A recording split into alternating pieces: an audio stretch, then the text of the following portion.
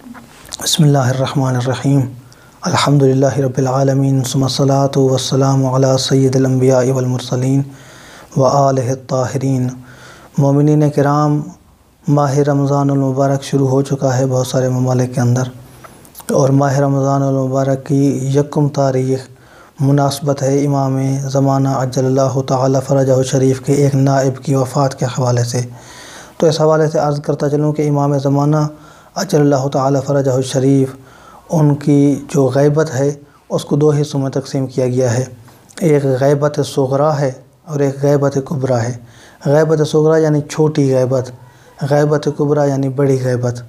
امام علیہ السلام کی غیبت صغریٰ کے اندر امام علیہ السلام تک پیغام رسانی کے لیے 4 نواب ہیں، 4 نائب ہیں، 4 سفیر ہیں۔ نائب کی عربی زبان کے اندر جمع نواب ہے، جو نواب اربعہ سے مشہور ہوئے۔ امام علیہ السلام نے اس منصب کے لیے بہت سارے ایسے افراد کا انتخاب کیا ہے کہ جو ذی علم ہیں، جو اہل بیت کی معرفت رکھنے والے لوگ ہیں۔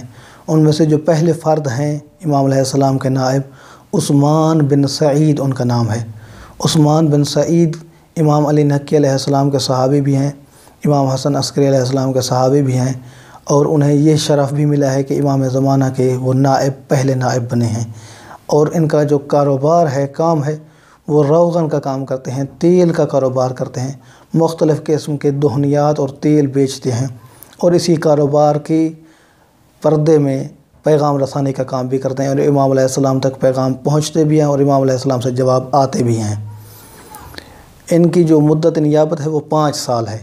5 سال کے بعد ان کے بیٹے، یہ بھی انہی کا اعزاز ہے کہ خود بھی نائب ہیں امام علیہ السلام کے، اس کے بعد جو دوسرے نائب ہیں وہ ان کے بیٹے ہیں، محمد بن عثمان بن سعید العمری، اور ان کی جو مدت نیابت ہے وہ 40 سال تک محیط ہے۔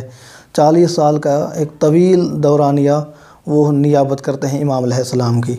ان کے بعد جب محمد بن عثمان بن سعید کی وفات کا قریب آتا ہے تو اس وقت اس کے قریب 2 بندے موجود ہوتے ہیں، ایک جعفر ابن احمد اور ایک حسین ابن روح۔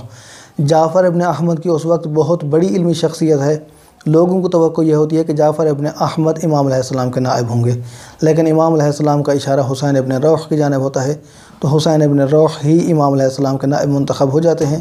روایات کے اندر یہ ملتا ہے، تاریخ یہ بتاتی ہے کہ حسین ابن روح کے اندر امام علیہ السلام کے رازوں کو اپنے پاس رکھنے کی زیادہ صلاحیت تھی، راز برداشت کرنے کی صلاحیت وہ زیادہ رکھتے تھے جعفر ابن احمد سے، لہذا ان کو منتخب کیا گیا کیونکہ یہاں پر رازداری کا معاملہ تھا۔ تو حسین ابن روح کی جو مدت نیابت ہے وہ 21 سال ہے، اور اس کے بعد جو آخری نائب منتخب ہوئے ہیں امام علیہ السلام کے، وہ ابو الحسن محمد بن علی الثمری ہیں، اور ان کی مدت نیابت فقط 3 سال ہے۔